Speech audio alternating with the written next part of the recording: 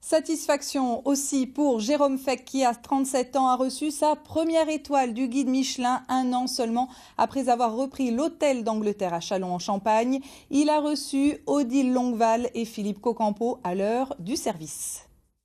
Quel est votre parcours? Est-ce que vous pouvez nous dire un peu ce que vous avez fait avant d'arriver ici? Alors avant d'arriver ici, j'étais à l'hostellerie de la Briqueterie à Vinay où j'avais déjà une étoile que j'avais su conserver à l'époque des anciens chefs précédents qui étaient partis. Et donc c'est vrai que depuis un an, donc avec mon épouse, on a repris l'hôtel d'Angleterre. Et donc c'est vrai que depuis un an, on a travaillé pour faire en sorte d'essayer de décrocher cette étoile. On n'y croyait pas vraiment, même si on l'espérait beaucoup. Justement, on vous a appelé vendredi pour vous dire que vous étiez attendu à la cérémonie du guide Michelin. Vous disiez que vous n'y croyez pas, vous y attendiez pas à cet appel. Qu'est-ce que ça vous a fait? On l'espérait, comme je vous le disais tout à l'heure, mais on essayait de mettre ça dans un petit coin de sa tête sans trop y penser, parce que sinon la déception aurait été à la hauteur de l'espérance. Donc, sachant que cette année, ils ont un petit peu changé le concept de la présentation des étoilés, puisqu'on a été invité pour la sortie du guide 2018, sans savoir à l'avance si on était étoilé ou pas. Donc ça a été le suspense jusqu'au bout. Vous avez un produit de prédilection? Qu'est-ce que vous préférez travailler en cuisine? J'aime bien tout travailler, puisque c'est vrai qu'à un moment donné, on s'enferme dans une espèce de routine. Donc, et c'est à ce moment-là qu'on aime bien changer toute la carte. Donc non, on essaye de faire varier les plaisirs, mais effectivement j'ai quelques plats maintenant qui me suivent depuis quelques temps et qui reviennent assez souvent à la carte. Et ce sont lesquels ces plats? Par exemple le tartare de dorade, on a une chartreuse de champignons aussi qui revient.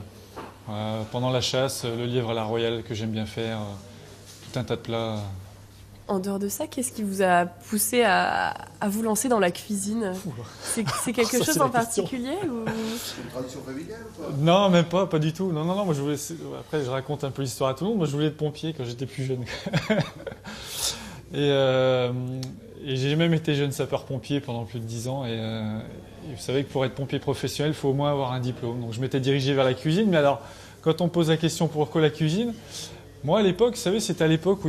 Alors, Monsieur Bocuse est mort cette année, mais moi c'était surtout, je garde un grand souvenir de Bernard Loiseau, vous savez, ce monsieur avec la grande gouaille là, qui parlait, qui était toujours enjoué, et puis qu'on voyait investir dans des trucs de fou dans son établissement, et puis qui avait la réussite au bout, puisqu'il était étoilé 3 étoiles. Et ouais, c'est ce personnage-là, moi, qui m'a fasciné, et puis qui m'a peut-être donné envie de dire, tiens, je vais peut-être aller dans ce truc-là, et puis une fois qu'on y a mis le doigt, on s'est pris pour passion de la cuisine, et puis voilà, le chemin après a fait son affaire. Cette première étoile, qu'est-ce qu'on vise maintenant? La deuxième On vise déjà de la conserver. Non, on fait déjà la cuisine pour nos clients, on fait pas la cuisine pour les guides. On essaie déjà de faire en sorte que nos clients soient contents et qu'ils reviennent tous les jours et qu'on parle en bien de la cuisine qu'on fait. Après, c'est vrai que le Michelin, ça reste la grosse cerise sur le gros gâteau. Mais oui, on cuisine déjà pour nos clients, donc on va continuer à faire plaisir aux clients. Donc on va continuer à faire plaisir à nos clients.